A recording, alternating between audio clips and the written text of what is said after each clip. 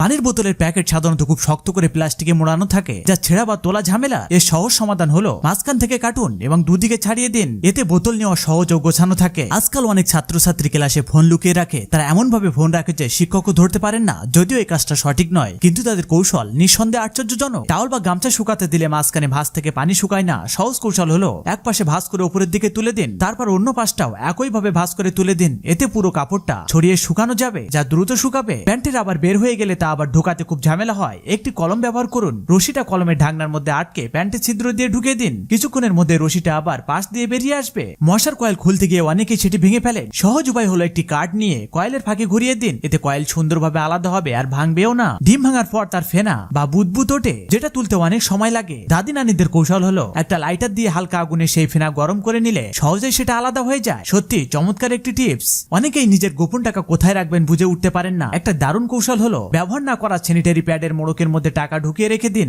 এরপর সেটা মূল প্যাকেটেই রেখে দিন। কেউ সন্দেহ করবে না যে সেখানে টাকা থাকতে পারে। সবশেষে অনুরোধ, কোথা থেকে দেখছেন সেটি কমেন্ট করে জানান এবং লাইক, সাবস্ক্রাইব ও ফলো করতে ভুলবেন না।